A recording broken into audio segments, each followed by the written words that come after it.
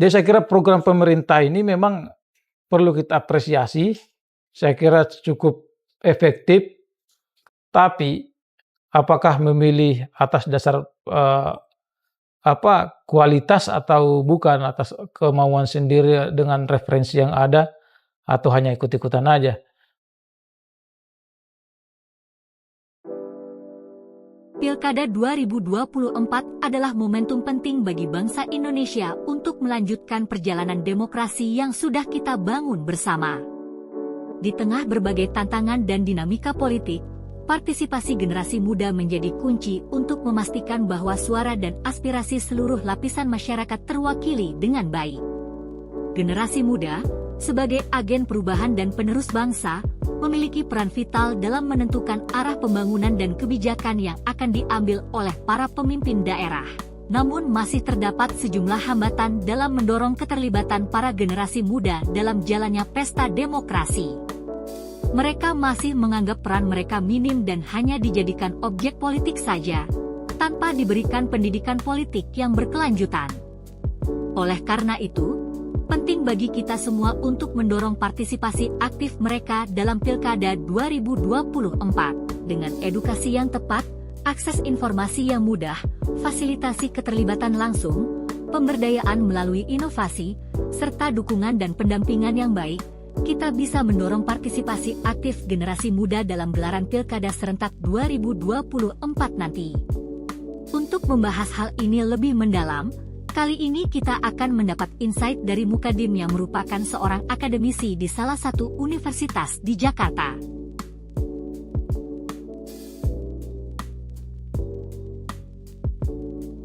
Saya kira kan kita tahu semua bahwa mayoritas pemilih tahun 2024 kemarin kan mayoritas pemilih pemuda ya. Nah pastinya kalau bicara peran atau sumbangsi dari pemuda untuk pemilu itu adalah banyak yang sangat signifikan ya. Cuman memang tidak semua pemuda punya ketertarikan terhadap isu-isu politik. Saya kira ini peran penting perguruan tinggi sangat dibutuhkan ya. Di perguruan tinggi kan ada Tridharma perguruan tinggi.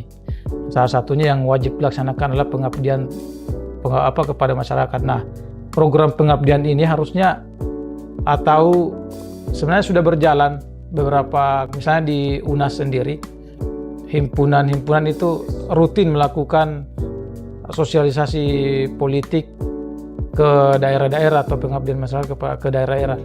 Tinggal ditingkatkan misalnya kolaborasi, bisa dengan partai politik, kemudian bisa dengan ormas atau organisasi masyarakat setempat atau Karang Taruna setempat untuk menggodok suatu atau sebuah acara, sebuah agenda kegiatan yang bertujuan untuk membangkitkan atau menanamkan pemahaman politik terhadap anak muda ini.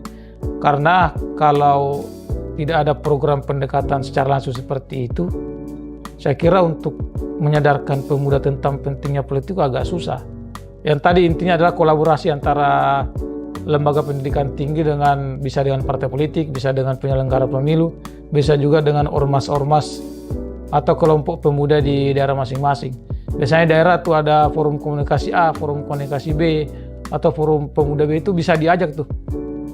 Tapi beberapa sih sudah jalan dari himpunan atau dari kegiatan fakultas, beberapa sudah jalan, cuman memang harus diefektifkan lagi.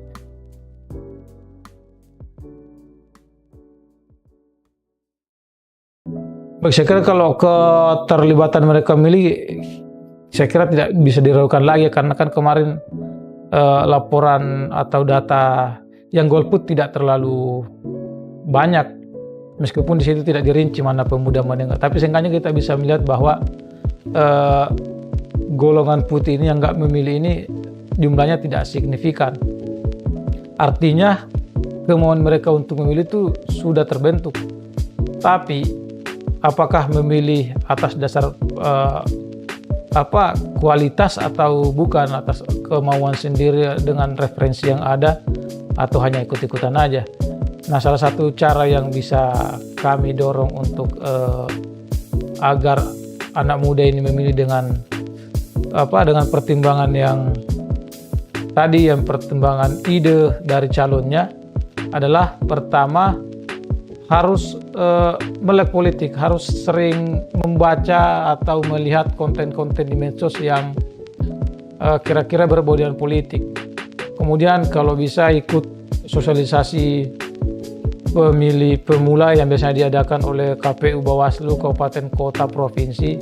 Kalau bisa anak muda ikut kegiatan-kegiatan seperti itu agar sedikit demi sedikit mereka paham bahwa kegiatan sehari-harinya itu berkaitan dengan kebijakan politik yang ada. Tapi harapannya sih penyelenggara pemilu mampu memberikan pendidikan atau sosialisasi politik supaya anak muda yang jumlahnya sangat banyak dan berpengaruh terhadap politik ini benar-benar mampu disadarkan bahwa mereka punya peran dan punya pengaruh yang cukup signifikan untuk memperbaiki daerah masing-masing kalau dalam konteksnya pilkada.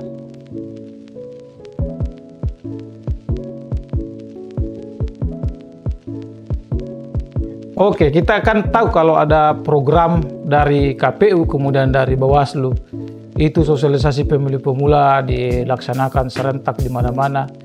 KPU kabupaten kota, kemudian KPU provinsi, begitu juga dengan Bawaslu.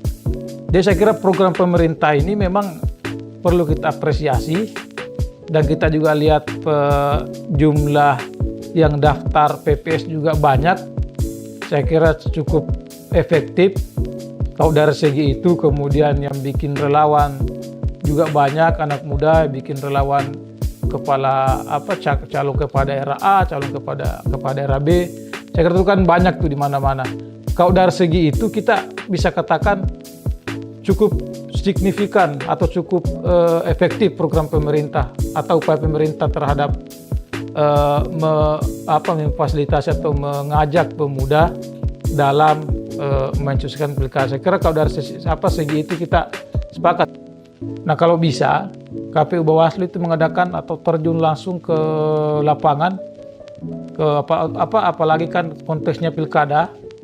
Kalau bisa terjun langsung ke pelosok, kerjasama dengan Karang Taruna atau kira-kira organisasi yang kira-kira layak diajak kerjasama, agar kegiatannya benar-benar sampai kepada target, yaitu pemilih pemula, agar pemuda ini tetap atau benar-benar tertarik dengan politik. Itu yang pertama. Yang kedua adalah KPU Bawaslu harus lebih efektif menggunakan sosial media mereka atau menggandeng sosial media yang lain yang kira-kira view-nya banyak untuk memberikan edukasi politik itu.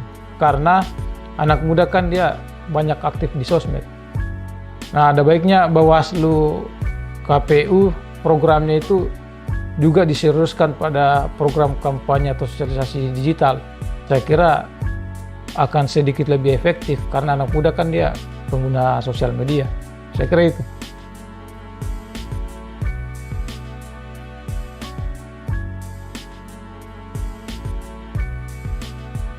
Baik, idealnya calon kepala daerah atau calon wakil kepala daerah harus menjual ide, menjual program, menjual rencana-rencana strategis yang kira-kira dapat mendidik atau meyakinkan pemuda di daerahnya masing-masing agar fix, agar yakin untuk memilih si calon A atau B idealnya.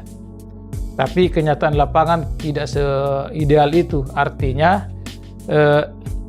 para calon ini hampir tidak ada yang benar-benar turun ke lapangan untuk menjual ide-ide tadi. Paling enggak kalau kita mau perhatikan timnya yang turun ngajakin si A si B untuk gabung tim ses dengan embel-embel uang atau apa.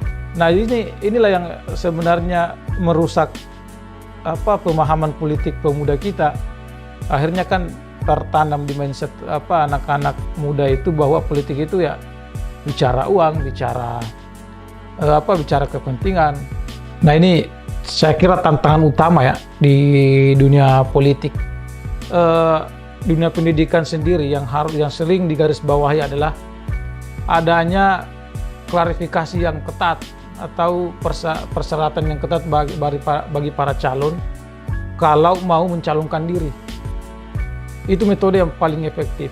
Maka saya kira kalau itu diterapkan, benar-benar diuji pemahaman politiknya, wawasan kebangsaannya, saya kira akan terfilter calon-calon yang masuk ini benar-benar memenuhi kualitas seorang calon, pantas mencalonkan diri, sehingga metode yang akan dia gunakan untuk berkampanye sedikit demi sedikit akan berkuranglah itu kegiatan kampanye negatif itu.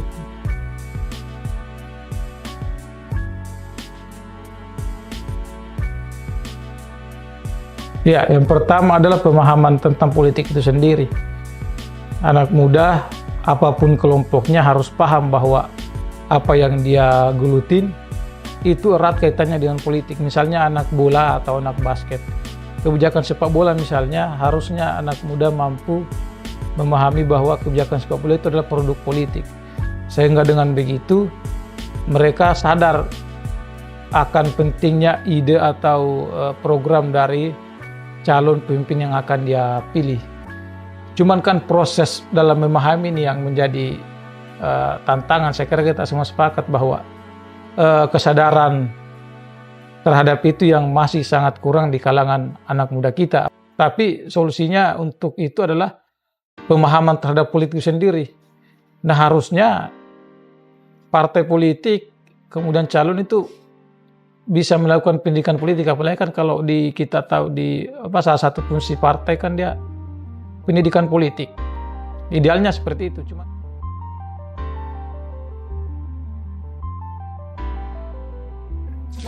himbauan yang pertama adalah saya akan menyentuh isu media sosial. Saya harap anak muda sekarang itu pandai-pandai melihat atau mengikuti konten yang ada di media sosial. Kalau bisa ikutilah konten atau yang berbau atau yang menyentuh tentang sosial politik. Saya kira harusnya anak muda bisa mulai membangun kesadarannya melalui media sosial, karena kan kita lihat anak muda Indonesia salah satu yang tertinggi pengguna medsos di seluruh dunia. Saya kira itu intinya sih dari medsos aja.